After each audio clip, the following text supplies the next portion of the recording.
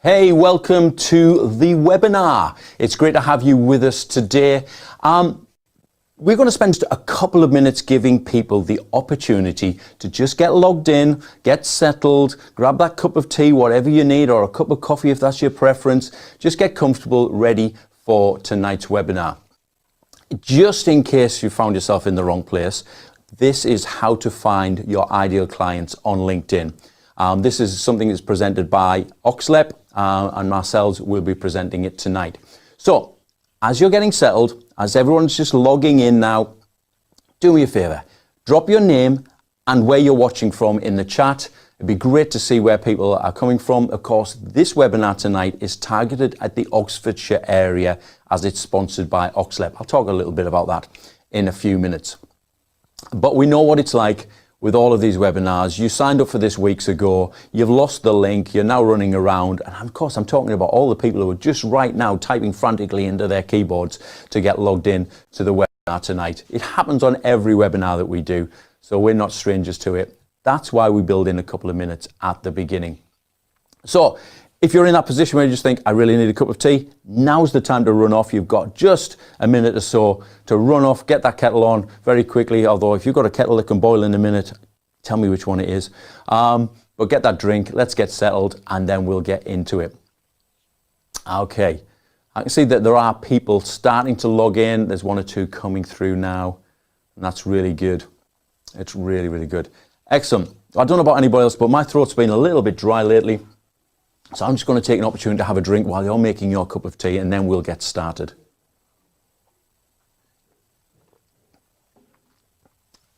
Okay. I don't want to prolong it too long, and I can just see there still are one or two still coming in. But we'll make a start.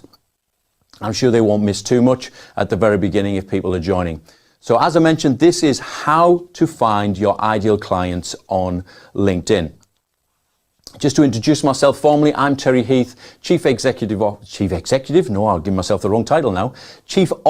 Officer here at Maverick, and we're the UK's leading social selling, coaching and training consultancy business.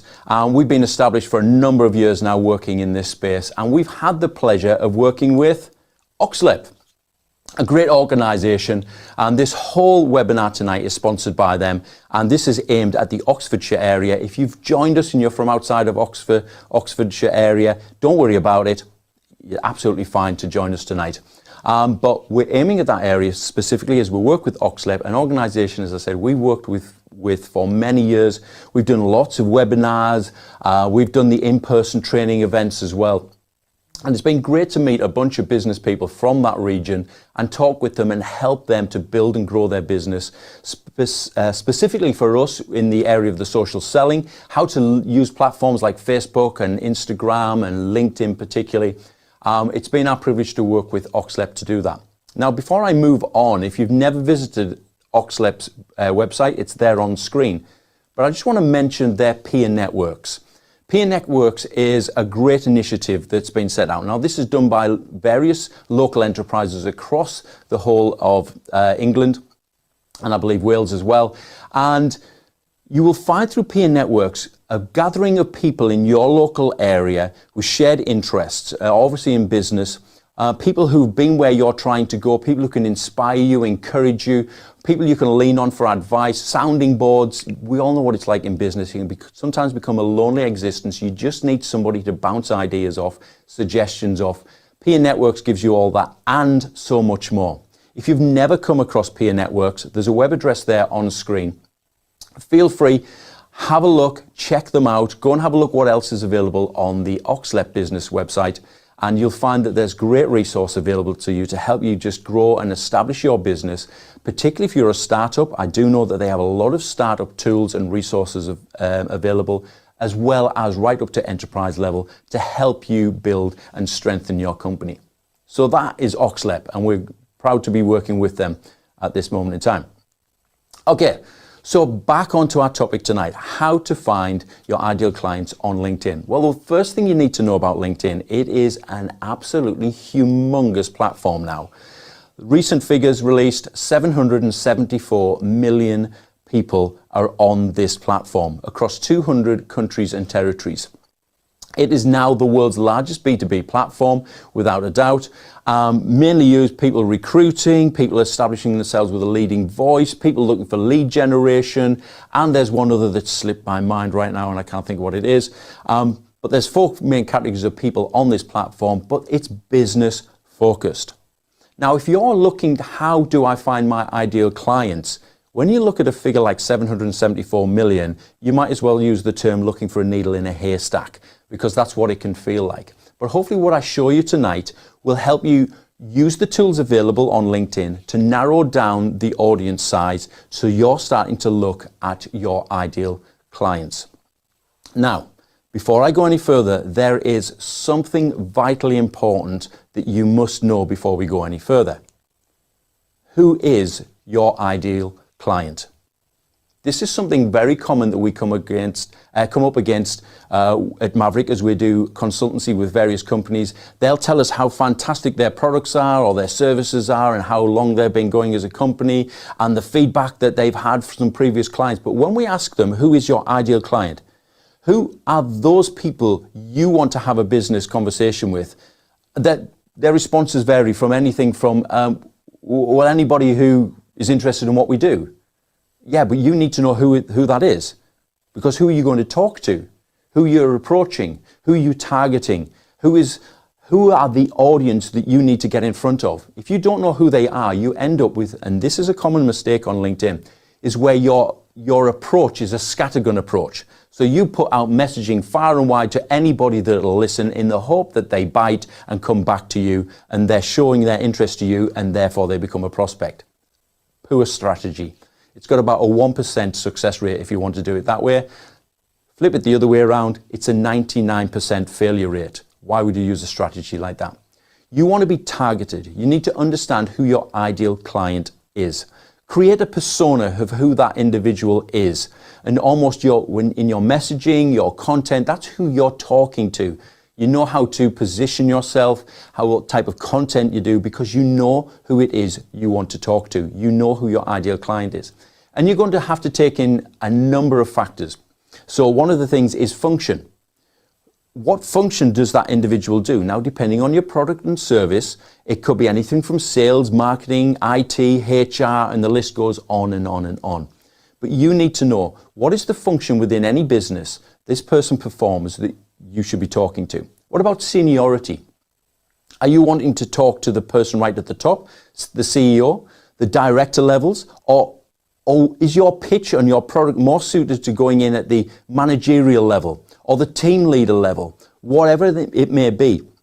You need to know, who am I approaching? Who should I be going after? Because you could end up trying to speak to the people on the factory floor or the middle managers, and they're not the decision makers. They're not the people who are going to be able to say, I like this, yes, we want it, and sign off on it. You need to be speaking to the decision maker, and that might be higher up the chain. So have in mind, who do I need to be speaking to? What about geography? The geographic location that you need to be focusing on. Where are they? So we're talking to Oxfordshire today, and so you might be a supplier locally in what you do. So therefore, you're searching and your ideal client lives in that Oxfordshire area. There again, you might be virtually based, therefore the world is your oyster. And so the geography doesn't matter so much as it does time zones. So that dictates to who you're now looking at and who is your ideal client. What time zones are they in where you operate effectively? What about company size? Your product, your service, your offering, whatever it may be, might be suitable for the solo entrepreneur, the business startup. That's who you might be targeting. But then again, it could be more the SMEs, the small to medium-sized enterprises that you know that need that next step up. Your product or service might help them do that, or can bring in services that help take the pressure off, or save somebody time, somebody running a small business who just needs that extra help, virtual assistant, or whatever your offering may be. Right up into the enterprise level, because even the big companies have challenges and problems, and your product and service might sit there. But you need to know, who am I targeting? It's no good let's say you're a one-man band with a great product and you're targeting the enterprises, and suddenly they say, yes, I want you to do training with our 2,000 employees face-to-face, one-on-one. You as an individual are going to find it very hard to do that. As much as you'd love that contract, you're going to find it very hard to do that. You should be maybe looking at the small to medium enterprises where you can then do one-to-one training with teams of 10 and 20, maybe up to 30 people. That's more your target market. But it's understanding who are your ideal clients. And there's various other options as well.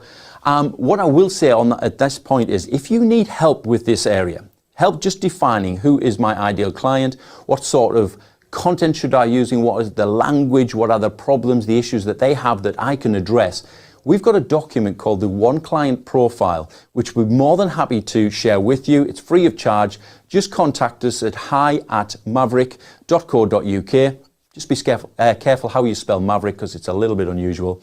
But contact us, just request the One Client Profile and we'll happily send that to you. It's a document you can work through and it helps your thinking, helps you focus in on who your ideal client is and will help you with the rest of what I'm talking about today.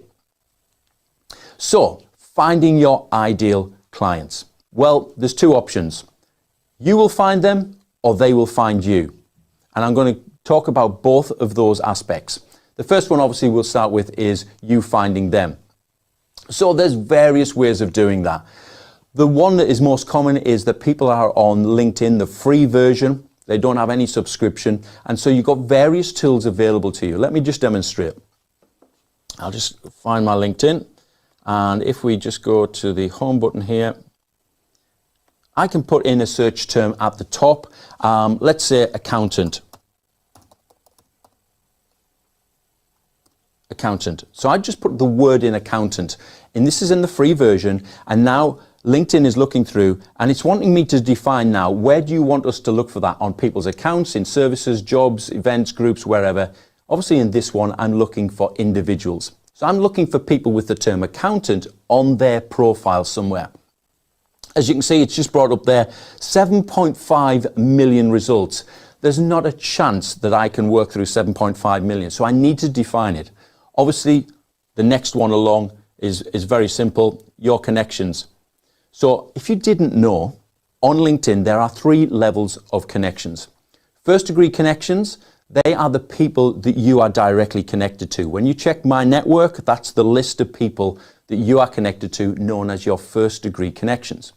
Second degree connections are the first degree connections of your first degree connections. Does that make sense? So it's like 2 steps away. So they're connected to your first degrees. Now actually the second degree connections is where you should do most of your searching and looking for ideal clients. Why? Because LinkedIn expects you to do that. LinkedIn built into the algorithm, and I haven't got time to go into all the aspects of the algorithm, but the algorithm is geared in such a way that it's expecting you to build a network relationally.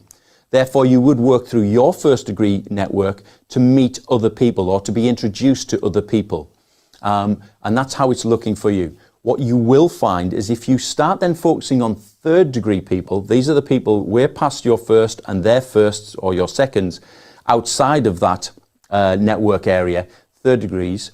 If you focus a lot on them and you're sending lots of connection requests to third degrees, what will happen is you will quickly get a warning that your activity is unusual, it's above that of normal LinkedIn users, that sort of terminology as a warning on screen, because the algorithm is saying, look, what you're doing is unusual. We're not expecting it. There are some best practices that are actually built into the algorithm that if you observe them, you stay safe on the platform, no limitations, and you can go along and connect all day long. So focus mainly on second degrees. Maybe the odd 1 or 2 third degrees is fine, but don't make it a regular habit. So in this example, let me just put in there, I'm looking for second degrees. So I've got people with the term accountant, second degrees, and of course location will come into this, and I'll pick on Oxford. Oop, what I put in there, that was Oxford. Just as an example. So I'm looking for people with the term accountant in their profile who are in the Oxford area. Now I've got 23 results. That's a much more manageable number. Now I have to be careful at this point. Because I've asked it to just search for the word accountant, it could be that they were with a previous accountancy firm and now they're doing something totally different. So if I have a quick look down here, let's have a quick look, see if I can find any examples of that. We've got a gentleman here, an MBA intern, Bank of England. As you can see in his summary, associated chartered accountant. He might not be somebody I'm looking to talk to. Let's have a little look. There's various ones there. If I go into page 2, I was expecting to find one or two other ones.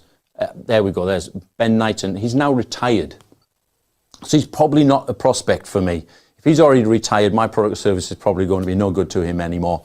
So just taking this as an example, I'm going to try something called a Boolean search. Now, a Boolean search, if you've never heard of it, is basically a formula you can use in searching. Now, I will warn you, LinkedIn has been a little bit glitchy lately, so I'm hoping it's going to behave itself. If I put the word retired, what I'm looking for is our friend that was there, Mr. Tom Gurn, will disappear from our results. So down to Tom. Tom was on our second page, so let's have a quick look, see if Tom disappeared. Because what I did in that search criteria was say, look for accountants, but exclude anybody. In other words, not anybody who has the term retired on their profile. So have a quick look down. Let's just check he's gone. Oh. Was that the gentleman? No, it must have been somebody else because he's currently a director. But as I said, the results used to be 23, so there was obviously 2 people with the term retired in there, and they've disappeared. So I can use various terms and to use through the Boolean search. If you've never heard of Boolean search, I encourage you, go to Google and type it in, B-O-O-L-E-A-N,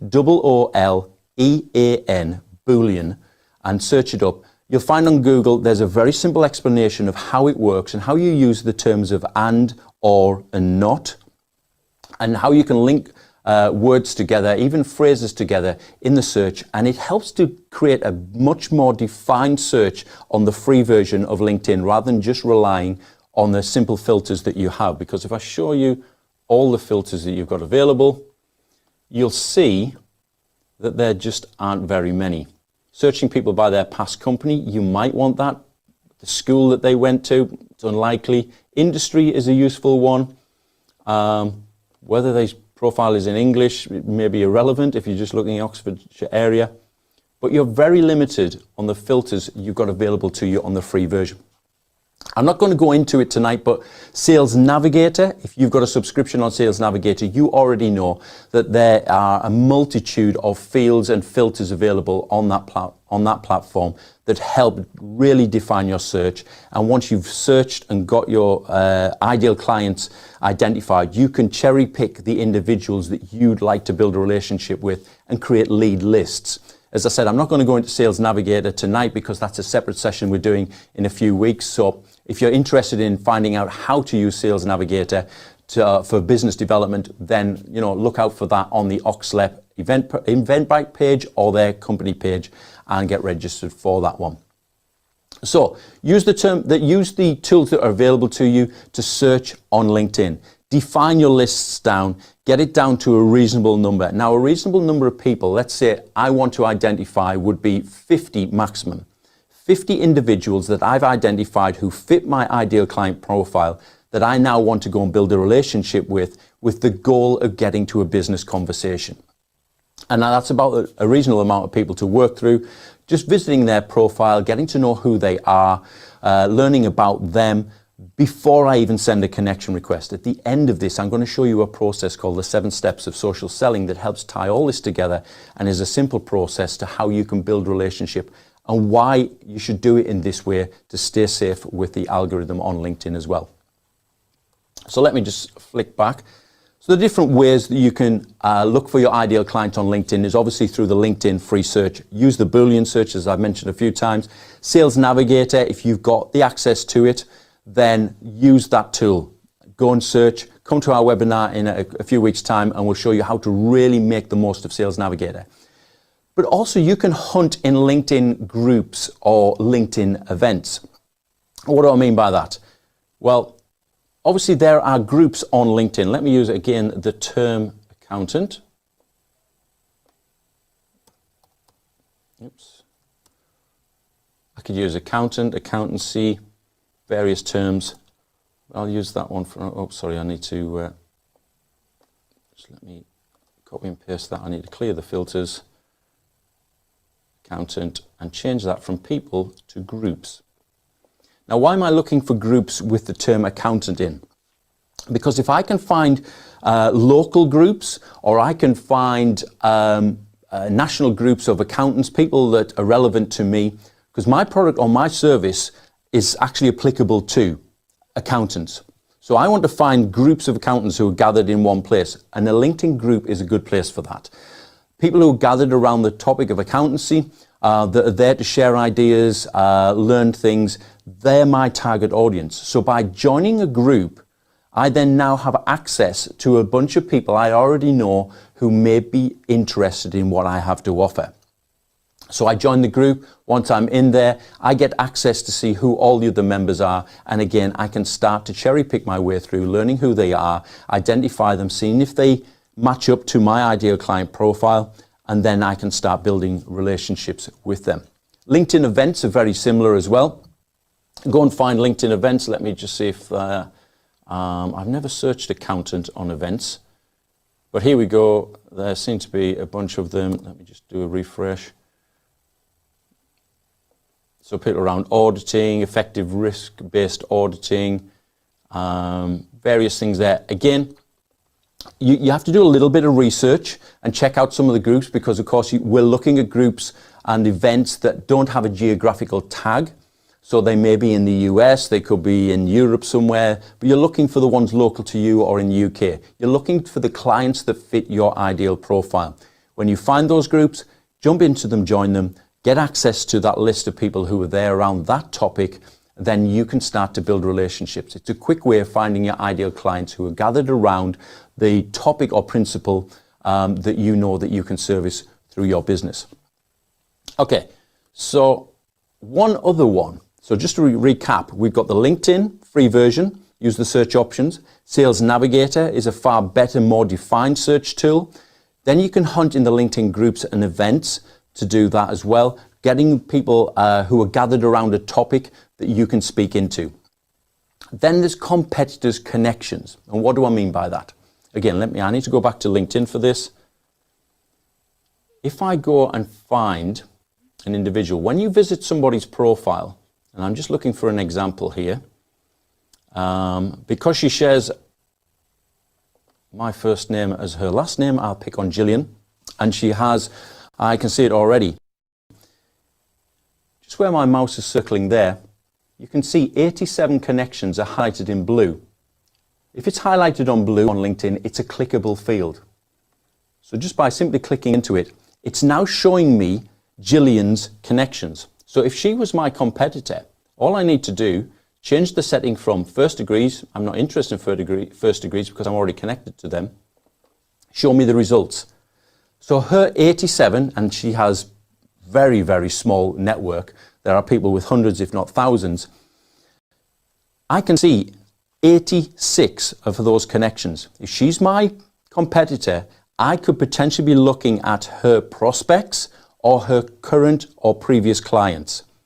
For me, knowing that I'm looking at a competitor who's already got a bunch of people gathered around the same topic or the same reason that I'm after, it means that I can now look through those profiles. If they match my ideal client profile, I can add them to my prospecting list because I can do that.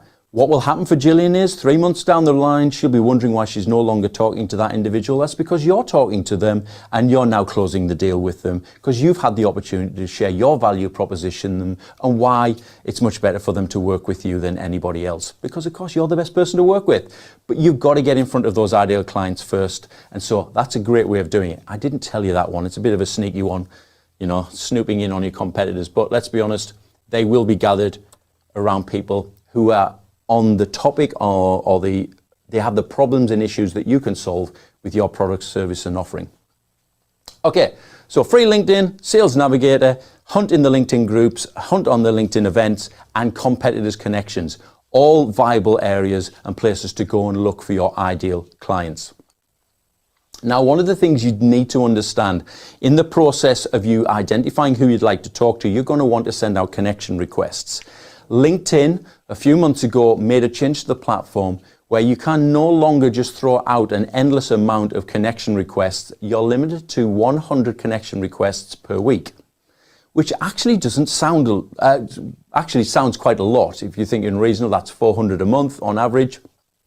That's a lot of connection requests. Well, I can guarantee you that you will probably only get a response from around about 50% of the connection requests that you send out, and that's if you're doing a good job. So we're already down to 200, and from those 200, how many of those will be absolutely interested in doing business with you right now? That's a much smaller number. But what I would encourage you to do is get into the practice of going and using the search tools on LinkedIn, using the groups, the events, all of the various areas that we've just discussed. How do I find my ideal clients? And get into the practice of regularly sending connection requests.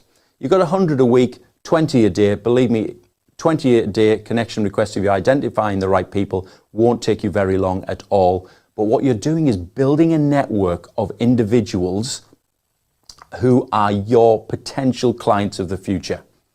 And I'm going to talk about how building your network is beneficial to you, particularly when you start sharing your content on the platform and who is seeing it. So build your network with the right people, those right people being your ideal clients. Get those 100 connection requests per week used, maximize the potential of who you're building your network with. As I said, focus on the second degree connections. That's actually where the algorithm would prefer you to stay, and you'll stay safe and stay away from any limitations on your account. But key, target your ideal clients. Don't just get frenetically out there connecting with anybody and everybody will ever accept you. Target the people you'd like to have a business conversation with. Now, there's always been that conversation on that, as in, yeah, I just need to get people out there. If people are going to see my content, I just need to build my network, get a bigger network. And there's even on LinkedIn, there's a vanity about large networks. I have a large network, but I built it over a long period of time, and hopefully, and I do know that a majority of my network are active on the platform, and depending on the product or service that I'm focusing on at the time, it's applicable to them. What a lot of people have done, and we've worked with them in the past, is frenetically build a network with everybody and anybody just purely for getting reach of content. And what they've ended up with is a network of people who are absolutely irrelevant to the product or service that they offer. And so they wonder why they never get any conversations, they're never generating any sales leads off the platform. It's because they're continually talking to people who are not interested in what they do. So build your network with quality people. The quantity will help you with your post reach and other aspects of LinkedIn, but the quality helps you get the conversations that you're really looking for. There is a balance between the two, but I would always overemphasize the quality side. Ideal clients populating your network are always going to be a better option for getting the conversations that lead to sales. So, where's ideal clients can find you? Let's flip it around, because there are various ways in which clients can actually discover you. So if you set yourself up right, then they will actually come across you. Some people will purposely be looking for you. Some people are going to stumble across you. Other people are going to be led to your profile and find out about you because of other activity you do on LinkedIn. So the first thing that I would say is your profile is extremely important. In fact, you should look at your LinkedIn profile as if it was your personal website. When somebody lands on that page, what information do they see? What message are you delivering? Is it obvious what you do and how you can help people? Think of those factors when you look at your LinkedIn profile. If you want help with your LinkedIn profile, then go and have a look through the Maverick YouTube page, because we did an OxLEP event, I'm just remembering what the term is. It was how to optimize your LinkedIn profile, was I think just a couple of months ago. And it's a great 1 hour session which really walks right through your profile, how you can use your header image, your profile picture, how even your name should be registered on the platform. using what's the headline, where most people just put their job title, using all of these tools, the featured section, your bio section, your experience, how this all works together, like your personal website, so that when a prospect lands on your profile, they discover who you are and what it is you do. And you want people to visit your profile multiple times. Every time that they visit, they are going to be educated more about who you are. Your name becomes more recognizable, your face becomes memorable, and so the relationship starts. So people can find you via your profile. A lot of the time, the content that you post on LinkedIn will drive people to your profile, as well as all the connection requests that you send out. So if you're sending 100 connection requests out per week, I can guarantee you 75 of them, roughly 75 of them, will be coming and having a look at your profile, because we all do the same. Someone sends us a connection request and we don't instantly recognize them. We get curious as human beings. We click through. Who is this? Why are they sending me a connection request? Is it in my interest to connect with them? And so now they're landing on your profile. So you'll do that through your connection request, but I also mentioned through your content. And the various forms of content that are available to you to post on LinkedIn can drive numbers to your profile. Also, have a look. If you want to check this out, and let me just jump back into LinkedIn. If you go into your profile, let me just go into Andrew's profile here. And if I come down to, now, I'll tell you now, Andrew is not the most prolific person on LinkedIn by any means. But on the dashboard section in your profile, you can actually track who visits your profile. So there's a reason they came to your profile. Either LinkedIn has suggested you as a possible contact, they've seen your content and wanted to check out who you were as the author, they've had a connection request from you, or they've seen a comment that you may have put on somebody else's post. Something has sparked them to come and have a look. So if I click on there, it starts to list. Now, oh, it's got it blocked out. Turn off the private mode, just give me a second. Just let me get Andrew back in there. What it should show you is on the free version, whether you're on the free version or a paid version, it is worth visiting this area of your dashboard quite regularly, probably more so if you're on the free version. Let me just click in. Oh, it's still showing me. It's really annoying. You can tell that LinkedIn is always wanting to push. Okay. Under normal circumstances, the free version normally shows you the first 5 or 6 people, or the last 5 or 6 people that visited your profile. It's worth checking out who those people are and having a look. So if you start seeing the same faces coming, visiting your profile time and time again, there's something on your profile that interests them. It's worth noting who they are, checking out their profile. Do they fit your ideal client profile? If they do, now it's time to start building the relationship with them and then sending them a connection request so you can start having a dialogue.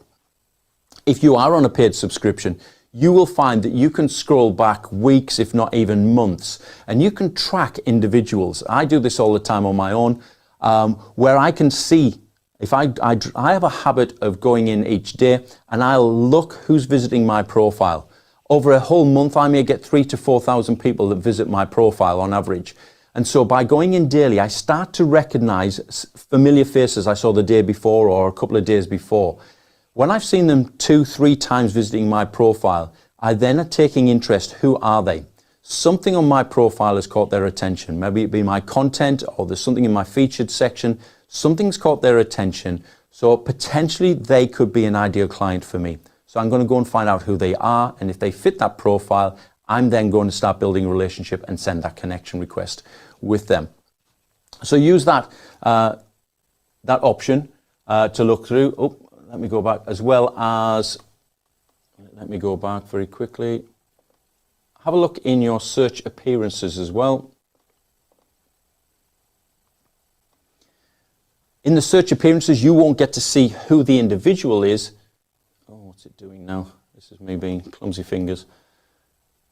You will see, though, who the companies are that are doing the searches. It will then also tell you below what the people who did the search do. Come on, move. So we've got salespeople, founders, business strategists, and stuff like that. Now, one of the things I will comment about this is on your profile. It's worth checking out whose lists are you appearing on when they're doing searches. Just as you will do searches on the platform, LinkedIn is tracking that, and it will show you where you've appeared on lists. Who is including you in their searches? Are you attracting the right businesses? Are you attracting the right type of people? So for me, and I know it would be the same for Andrew, if we're looking in there and I've got car mechanics and window cleaners, I probably need to do something with my profile. It's attracting the wrong people. The SEO factors about my profile aren't right. Those keywords are missing, and so I need to get them included. So think about your profile, spend some time. As I said, there is a session we did on profile optimization, which is a big help to you. Go and have a look for that. The types of companies that are coming and looking at me. For me personally, I'd be looking for anybody whose their functions particularly would be around the sales development, business development, that area, probably the larger companies. Now, if I find that the searches are coming from very small companies, something's not quite right, I'm being found by the wrong people, I want to attract the larger companies. So I need to do something. So use that information to your advantage. So check out who viewed your profile, check out the companies that are having you appear in their search appearances, and take note of who they are. Go and do a little bit of research. Are they your ideal clients? You'll find them there. Now, I mentioned your content will drive people to your profile. And one of the things that will help do that is that when your content starts to speak about the pain points that they have. So if you've got a product or a service that deals with a particular issue, and that person is seeing your content and that's what you're talking about, in a sense, what happens is you start speaking their language. You start talking about the pain points that they're suffering. An example of that, and the common one that we use in our training. If I've got toothache, the only thing I want is that pain gone, whatever it takes. If that tooth's got to come out, it comes out. I don't care. I just want rid of the pain because it's excruciating. Now, the scenario, I've got two dentists. Dentist number one tells me that he's part of a national chain. They've got this brand new surgery. The reclining chair that I'll be sat in will massage me, and I'll have quadraphonic sound behind me as they're pulling my tooth out. Sounds fantastic. All of that going on while I just get this problem sorted. Then I've got dentist number two who comes and looks me in the eye and says, does it really hurt? Do you just feel like your whole head is pounding and ready to explode? He's absolutely, he's right on the button here. He knows what I'm going through. He said, if I tell you I can get you into my surgery in the next hour and we could have that removed and gone, would you be interested in booking? Guess which dentist I'm going to? Exactly. The second one. He identified with my problem. He talked about the pain. He knows my situation, and he's just offered me a solution. He's the truth. For all I know, he's a backstreet dentist with a wooden chair and a hammer and a chisel. But his solution was he can have that solved in the next hour. The first dentist with the comfortable chairs suddenly became irrelevant because I don't know how quickly I can get in there and how quickly that pain problem could be solved. Dentist 2 spoke my language and presented me with a solution. And this is one of the things that you do with your content on LinkedIn. Whatever your product or service is, it helps in some way. It solves a problem in some way. And so talk about that problem in the terms that your prospects, your ideal clients would understand. Speak their language.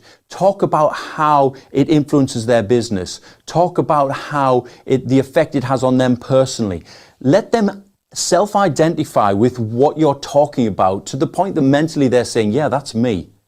Because then when you say, I have a solution, they're already halfway down the sales journey with you, because now they're saying, so what is the solution? What is that thing? And you allude to the solution, a bit like the dentist who said, look, I can have that tooth out in the next hour. Would you like to book in? I didn't ask him how he's going to do it. And you never tell them how you're going to do it in your post. You paint the picture of what life would be like with that problem or solution removed. And so you now have got the curiosity of the viewer of your content. And they are the ones that will steadily, as you're building up reputation, building up credibility through your content, they're the people who are going to be dropping you the message going, I saw your post today, would be interested to have a conversation. And bit by bit, you build up the momentum where you start generating a consistent supply of sales leads that are coming through because your content speaks their language, identifies the issues, you're building credibility through what you're talking about in your content all of the time, getting people to self-identify with the issues that you talk about so that they want to have a conversation with you. They want to know what is the solution. And the ideal clients that you need will self-identify with you by the content that you put out. So just make sure your content is on point and you know what you're talking about. Stress your value proposition through your content. This is something that doesn't happen enough on LinkedIn. What is it that sets you apart? So using the term of accountants, let's say I'm in the accountancy. I'm not in accountancy. The last thing I ever want to be is an accountant. I'm rubbish with the numbers. But if I was an accountancy or I have a product or a service for accountants, I need to evidence what makes me different from all the others, because there are thousands of people out there with accountancy software or accountancy services. I have to set myself apart. So define what your value proposition is. What sets you apart? What's different? Why should they work with you? Talk about that in your content. Now, let me define that. That's not about you saying how good I am. Here's how many awards we've got. It does have its place. But if you do that all the time, people say, so what?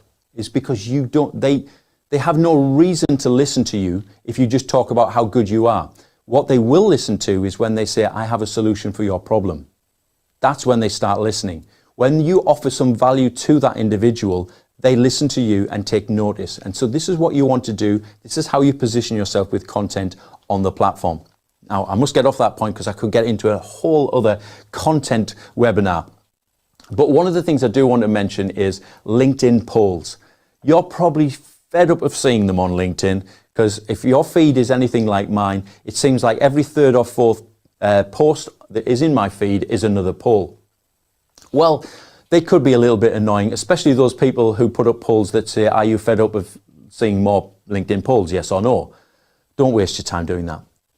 Use LinkedIn polls wisely and you can get people to, again, self-identify with the issue that you solve.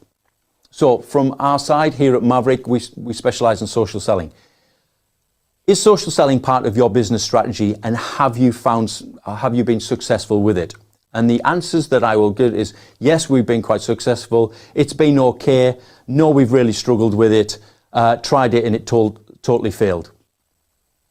The people who say, look, tried it and totally failed, gave it a go, it was okay. The people who answer that on a LinkedIn poll, for me, are my new hunting ground, because they've self-identified to me that they have a problem with social selling. Social selling is something I can help them with.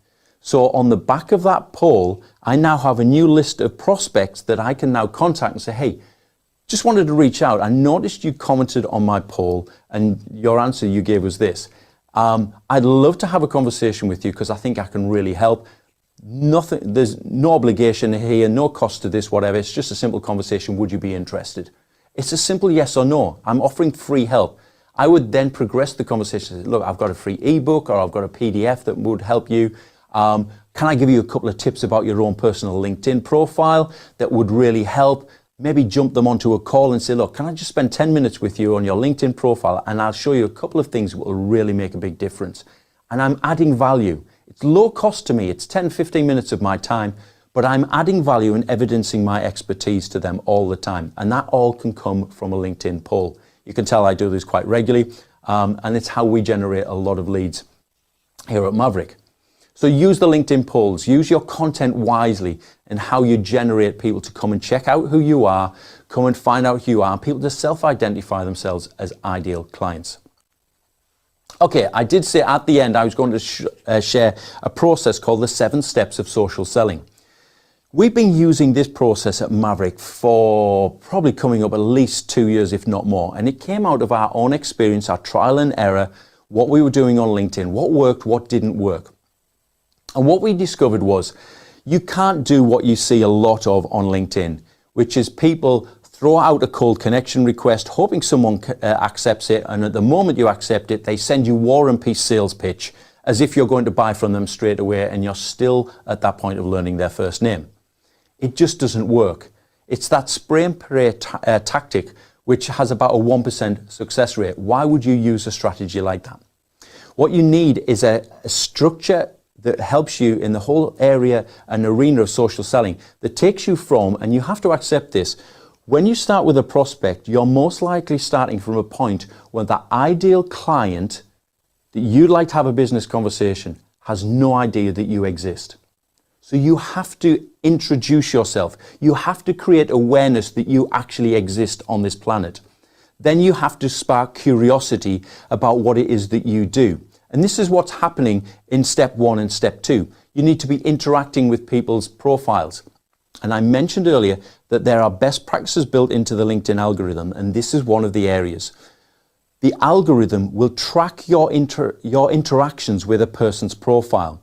So at the point you send the connection request, what should be happening under best practices, there's been 5 to 7 interactions with the individual's profile before the connection request goes out. Now, those interactions can be simply visiting the profile. Of course, that registers you as who viewed their profile, shows up on the dashboard, which we were talking about earlier. You can like their content.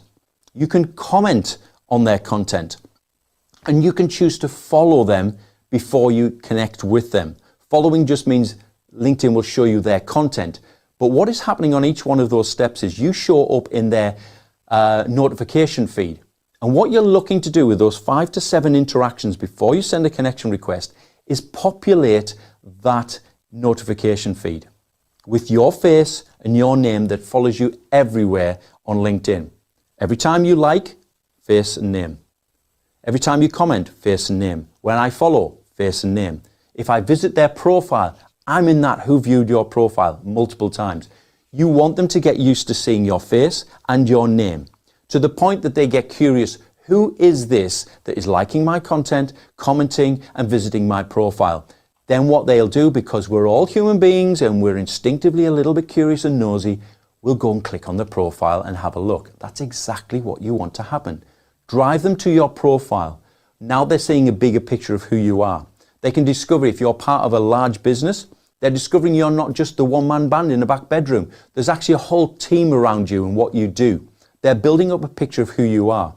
They can view your past content. They can look in your featured section. And what's happening is they're building up a base of knowledge about your expertise in this particular area that they're looking for help with.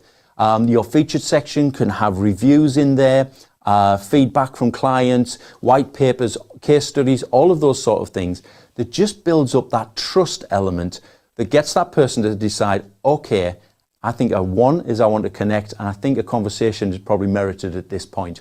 You have to earn that. And you have to do those interactions before you send the connection request if you want the conversation further down the road. So do the interactions, step 1, step 2. By the time the connection request appears, they should recognize your face, know your name, and have some idea about who you are and what you do. It then becomes very easy for them to make a decision about connecting. It's a very simple yes or no. You will find if you do that legwork before, at that point you're going to get a very high rate of connection requests accepted. Then, step 4, and this is one of the areas that a lot of people get absolutely wrong. They send the connection request, having done the work, then the person accepts, and they follow up with a message of, hey, thanks for connecting, looking forward to seeing you on LinkedIn. If you ever want to have a chat or something along the line, get in touch. We all know where that message goes. They never will contact you. What you want to do at that opportunity is start to instigate the conversation. Why? Well, one is you've got to educate them to communicate with you. It's because most people's interactions on LinkedIn is exactly what I just described. Hey, I'd love to connect with you, and you become part of my network, I become your part of the network. Then they accept, and then the follow-up message is, hey, thanks for connecting, looking forward to seeing you on LinkedIn. It's 3 interactions at best, and then it's over. If you can educate them into a conversation at step 4 and get it into the 3rd, the 4th, the 5th interaction, what you will find is people get instinctively curious. Where's this conversation going? Where this person that's messaging me, what's the end goal here? Now, if they've already learned about you and they know what you do, they probably have a good idea this ends up in a business conversation. But human curiosity will make them stay with the conversation unless you blow it. by trying to jump in too quickly with a sales pitch and everybody is scared off. Don't do that. Build relationally. Be interested in them as an individual. Be interested in their business. Ask the questions that feed you the information where to go next. So an example, I often ask people, let me take the people in the finance industry, because I was doing some work with people in the finance industry. Once they've connected, my opening question to get them to converse with me and come back with me was simply, hey, can I just ask, are you still working at home or have you managed to get yourself back to the office? I know most of the people in the financial sector are still working at home because their job is so easily to be done remotely. And I'll get various responses back. Yeah, I'm back in the office 2 days a week, but still working from home 3 days a week. Or, hey, I'm still home-based, getting fed up of seeing the same four walls, but hey, this is what works at the moment. Or, hey, we've managed to get everyone. What they respond with is not as important as they have responded. What they're saying is, I'm open to a dialogue by the fact that I've bothered to respond. And what I do then is, I'll ask a couple of other questions. Hey, how have you found it? I know I found it difficult. Or I'll say things like, look, my clients that we've been talking to, a number of them have found it really difficult going back into the office recently after such a long time out. All of those sort of things, those sort of questioning, I'm building a rapport with the individual, getting 3 or 4, 5 interactions going.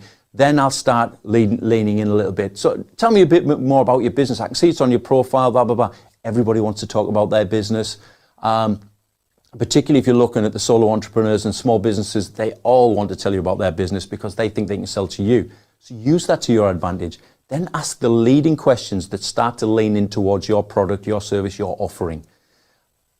And just build the conversation. If you're polite, well-mannered, not too pushy, people will stay with the conversation. You can build that to the point of saying, look, I think we can really help with you. There's no commitment required on this, but it'd be great if we could just jump on a telephone call or a video call sometime. I'd love to share some things, or I can throw out a PDF, anything you've got value that you could give to them that just helps that conversation move forward. And you've got to do that. And that's what you're doing in interaction 5 and 6. Is that conversation is going, and while that's happening, you still like and comment on their content, just reminding them you're still here, you're still around. It jogs their memory when you keep popping up in their notification feed and who viewed your profile. And what we're looking for is by step 7, we're now at the point where we're having a conversation with an interested buyer. If you do the process correctly, those 7 steps, we normally, on average, we're looking at a 3-week window of time is the average. Sometimes it's slightly longer, sometimes it can be a lot shorter. I can tell you if I'm having this sort of conversation or this process with people in the IT industry, because I know they're on the platform a lot more often, I can get responses within a couple of hours or by the end of a working day. If I'm targeting my old favorites, the accountants, I know I might have to be a bit more patient. Just purely their job, their role doesn't necessitate them being on LinkedIn every minute of the day. So I might go 2 or 3 days before they pick up my message and respond. So 3 weeks is an average, might be longer, can be shorter. The fastest I ever saw was 24 hours from the point of being a total stranger to signing a deal at the end of the day. That was an exception, I'll be honest. It was a very big deal, but it was possible. On average though, it's going to be 3 weeks. Have a process. Ideal clients. Identify 30 to 50. Start interacting with their profiles. Start building a rapport with them as far as them getting to know who you are. Pull them to your profile to visit you. Let them identify with who you are. Then get the connection request out. Follow up with a message with a leading question that promotes a conversation. Then manage that conversation carefully so that you can lean in towards your product or service with that individual and see if there is interest there. Do that consistently. Have a process about doing it, and you will soon find that you're finding your ideal clients and the people that are interested in what you do and will be ultimately interested in having a business conversation with you.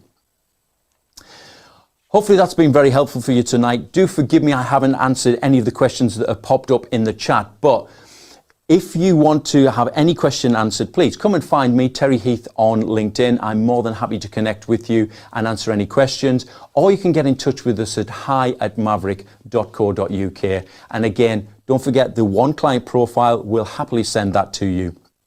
And just as I finish, just to remind you, the peer networks at OxLEP, if you're looking for that sort of support, then go check it out. It's a valuable resource, and I will endorse them time and time again. They're a great team at OxLEP, and they will be a benefit to your business. So from me, that is it tonight.